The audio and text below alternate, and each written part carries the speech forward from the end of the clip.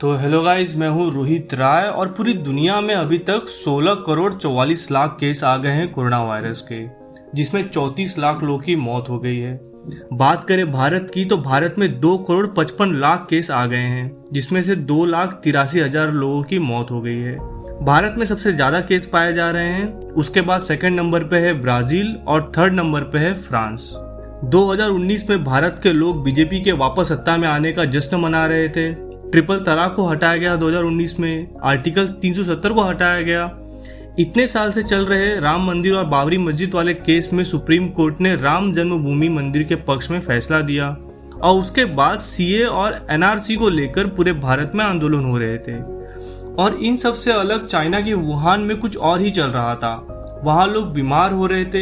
31 दिसंबर 2019 के दिन चाइना ने WHO को इन्फॉर्म किया कि वुहान सिटी में निमोनिया के न्यू वायरस पाए गए हैं और थोड़े ही दिन में WHO को समझ में आ गया कि ये निमोनिया नहीं है और 30 जनवरी 2020 को WHO ने पब्लिकली डिक्लेयर कर दिया कि नोवेल कोरोना वायरस का आउटब्रेक हो गया है। इसके 3 दिन पहले ही यानी 27 जनवरी 2020 को ही भारत में इस वायरस से रिलेटेड फर्स्ट केस रिपोर्ट हुआ केरला में। एक 20 साल की लड़की जो कि 23 जनवरी को ही वुहान सिटी से केरला आई हुई थी, उसमें कोरोना के लक्षण पाए गए थे और फिर धीरे धीरे ये केस बढ़ते चले गए। फरवरी 2020 आते आते कोरोना वायरस ने चाइना के अलावा और 25 देशों को अपने चपेट में ले लिया था और तब जाके सारे देश थोड़ा सीरियस होने लगे इस वायरस को लेके। 30 मार्च 2020 को प्राइम मिनिस्टर नरेंद्र मोदी ने भारत के देशवासियों के जीवन में एक नया शब्द दिया। वो शब्द था लॉकडाउन।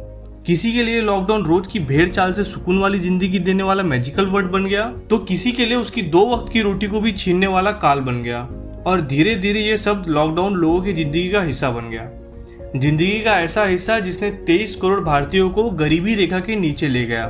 यानी 23 करोड़ भारतीय अब वो लोग हैं जिनके 4 लोगों के परिवार की कुल मंथली इनकम 10,000 से कम हो गई है। और अंदाजा लगाया जा रहा है कि आने वाले दिनों में और लोग भी गरीबी रेखा के नीचे पहुंच जाएंगे।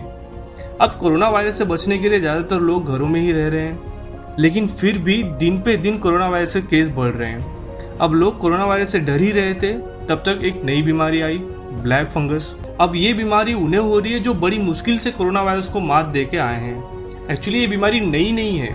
आपने हमेशा देखा होगा कि अगर ब्रेड को थोड़े दिन तक ऐसे ही छोड़ दिया जाए तो उसमें भी ब्लैक फंगस लग जाते हैं। तो ये ब्लैक फंगस हमारे आसपास हमेशा से ही रहा है और आम इंसान की immunity system in black fungus के मुकाबले काफ़ी ज़्यादा स्ट्रांग होता है, इसलिए आम इंसान को इसके होने और ना होने से कोई फ़र्क नहीं पड़ता है। लेकिन जो लोग बहुत ज़्यादा क्रिटिकल स्टेज में थे कोरोना वायरस से, उन्हें बहुत ही ज़्यादा मात्रा में स्टेरॉइड्स दिया जाता है, जिससे उस इंसान की इम्यूनिटी सप्रेस हो जाती है और इसी का फ़ायदा उठाते हुए ब्लैक फंगस उस इंसान पर अटैक करता है। ये नाक से एंटर करता है और धीरे धीरे आपकी आंखों तक पहुँच जाता है। स्टार्टिंग में जैसे ही कोई इस बीमारी से इन्फेक्ट होता है, उसके नाक से ब्राउन कलर का पानी आने लगता है और तभी इन्फेक्टेड व्यक्ति को डॉक्टर से कंसल्ट करना चाहिए। नहीं तो ये 7-8 दिन में आंखों तक पहुंच जाता है और आंखों तक पहुंचने के बाद ये बहुत ज़्यादा डेंजरस हो जाता है, जिसमें उस इन्फेक्टेड व्यक्ति की आंखें निकालनी पड़ जाती है या उसकी मौत हो जाती है।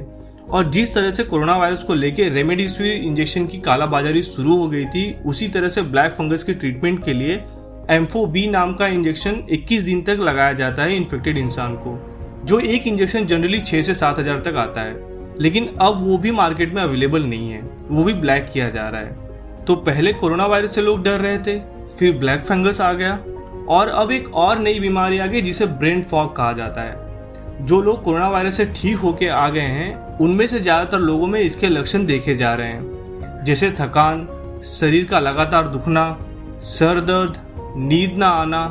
अगर सरल शब्द में कहा जाए तो जैसे आप अगर गहरी नींद में सोए हुए हो और रात के 12 बजे आपको उठा दिया जाए तो उस समय नींद में आपके दिमाग की जो स्थिति होती है, सेम कंडीशन ब्रेन फॉग से परेशान लोगों की होती है। मतलब वो किसी भी काम में फोकस नहीं कर पाएंगे, शरीर अकड़ने लगेगी और दिन भर बेचैनी रहेगी। तो इन सबसे बचने के लिए डेली एक्सरसाइज करें, हेल्दी डाइट रखें, अल्कोहल और दूसरे ड्रग्स से दूर रहें, 7-8 घंटे की पूरी नींद ले और अगर इसके बाद भी आपको आराम नहीं लग रहा है तो डॉक्टर से कंसल्ट करें। और ये बात मैं हमेशा आपको बोलता हूँ कि बीमारियों से डरना नहीं है, बस सावधानी रखना है।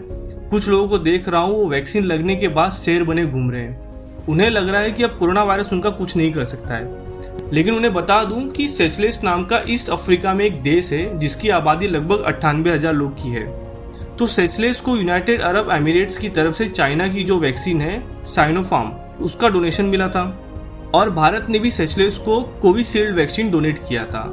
तो सेचेल्स ने जनवरी 2021 में अपने लोगों को वैक्सीन लगाना शुरू किया और अब सेचेल्स मोस्ट वैक्सीनेटेड कंट्री में सबसे टॉप पे है। मतलब इनके यहाँ 60% से ज़्यादा लोग पूरी तरह से वैक्सीनेटेड हैं जिन्हें दोनों डोज लग चुका है। तो सेचेल्स में जहाँ रोज 30-40 केस आ रहे थे, वहीं अब वैक्सीन लगने के बाद मई में यहाँ 300 से 400 केस आ रहे हैं एक दिन में, और इनमें ज़्यादातर लोग वो हैं जिन्हें वैक्सीन की 1 या 2 डोज लग चुकी है। तो अब ये न्यूज़ पूरी दुनिया के लिए चिंता का विषय बन चुकी है। और अभी रिसेंटली एक और न्यूज़ आई थी कि कोविशील्ड और कोवैक्सीन दोनों ही वैक्सीन कोरोना वायरस के न्यू वेरिएंट के खिलाफ कम इफेक्टिव हैं। तो ऐसे बहुत सी बीमारी और न्यूज़ आपको रोज़ देखने मिलेंगे, लेकिन आपको डरना नहीं है, हमेशा पॉजिटिव रहना है, सावधानी रखना है और हेल्दी रहना है। तो आई होप गाइस आपको वीडियो अच्छा लगा होगा। तो अभी के लिए बस इतना ही, आपसे लेता हूँ विदा। धन्यवाद।